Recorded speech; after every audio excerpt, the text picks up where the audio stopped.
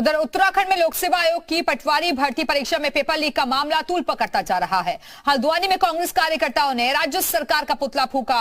प्रदर्शनकारियों ने कहा कि उत्तराखंड के अंदर कोई भी ऐसी परीक्षा नहीं है जो पारदर्शी तरीके से संपन्न हो रही हो। परीक्षा का पेपर लीक होने से उत्तराखंड के युवाओं का भविष्य अधर में लटक गया है। वहीं उत्तरकाशी के हनुमान चौक पर कांग्रेस के कार्यकर्ताओं ने पेपर लीक मामले में राज्य सरकार का पुतला फूंका और जमकर नारेबाजी की। जिला कांग्रेस कमेटी के अध्यक्ष मनीष राणा ने घोटाले की जांच सीबीआई से कराने की मांग की।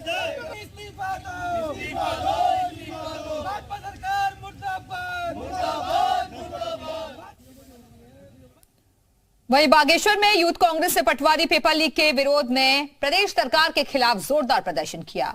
यूथ कांग्रेस ने सरकार के खिलाफ जमकर नारेबाजी करते हुए पुतला दहन किया और पेपर लीक पर सीबीआई जांच की मांग की।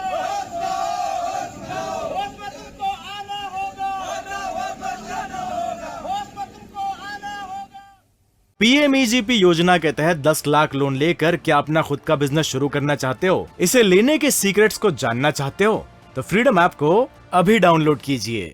पेपर लीक मामले में कांग्रेस विधायक सुमित हृदयेश ने राज्य सरकार पर बड़ा निशाना साधा है। उन्होंने कहा है कि इससे बड़ी घोटालेबाज और भर्ती माफिया को संरक्षण देने वाली और कोई सरकार नहीं हो सकती।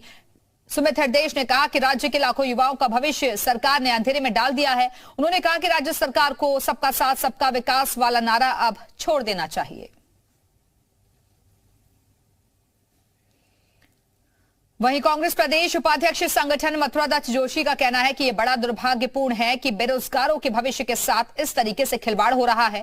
सरकार जीरो टॉलरेंस के दावे करती है और जीरो टॉलरेंस का हाल ये है कि लोक सेवा आयोग जो कि प्रदेश में पीसीएस तक की भर्तियां करवाता है उसके ही पेपर लीक हो जाते हैं।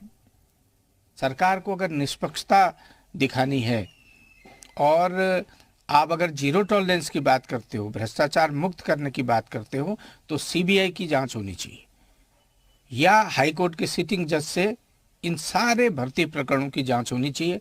जो लोग इसमें संलिप्त हैं उनके खिलाफ कठोर से कठोरतम कार्रवाई हो और विशेषकर आयोगों के अध्यक्ष और उनके सदस्य जो भी नियुक्त होते हैं उनकी भी पूरी पृष्ठभूमि की जांच होनी चाहिए।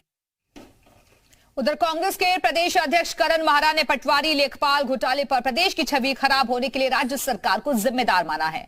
उनका कहना है कि ये बड़ा ही दुर्भाग्यपूर्ण है। विपक्ष के इतने जबरदस्त विरोध के बाद भी एसटीएफ ने जिस तरीके से कार्रवाई की थी उससे अपराधियों का मनोबल बढ़ा और जमानतें जब लगातार अपराधियों के होने लगी तो हौसले टूटने के बजाय बुलंद हुए और आज पटवारी भर्ती घोटाले ने साबित कर दिया कि लोक सेवा आयोग भी इस भ्रष्टाचार में लिप्त है और वो भी फुल प्रूफ नहीं है। नए कदम उठाने की आवश्यकता है, नए कड़े कदम उठाने की आवश्यकता है और प्रदेश की छवि जो खराब है उसके लिए सरकार को माफी मांगनी चाहिए। उधर पेपर लीक मामले में बीजेपी ने कांग्रेस को जवाब दिया है और सरकार ने त्वरित कार्रवाई की है।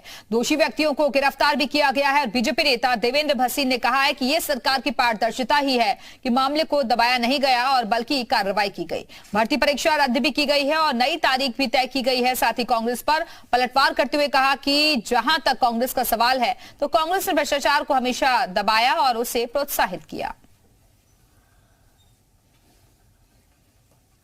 उधर सीएम धामी इस मामले में सख्ती के संकेत पहले ही दे चुके थे और कैबिनेट की बैठक में भी नकल रोकने को लेकर सख्त नकल रोधी कानून लाने पर अहम फैसला लिया गया। नकल रोधी कानून में उम्र कैद की सजा और संपत्ति कुर्क का भी प्रावधान होगा। अगली कैबिनेट की बैठक में इससे संबंधित प्रस्ताव पेश किया जाएगा।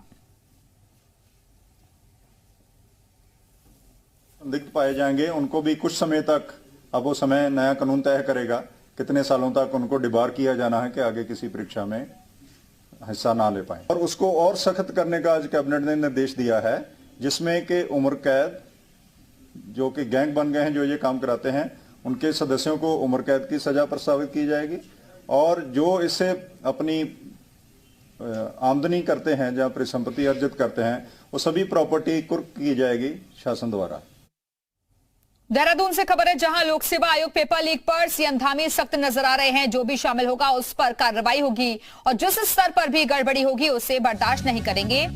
वहीं सीएम ने कहा है कि अगर कहीं भी गंदगी है, चाहे वो अधीनस्थ सेवा चयन आयोग हो या कोई भी संस्था हो, जहां भी हमारे बेटे बेटियों के भविष्य के साथ इस प्रकार की गलत घटनाएं होती हैं उस पर हम कार्रवाई करेंगे।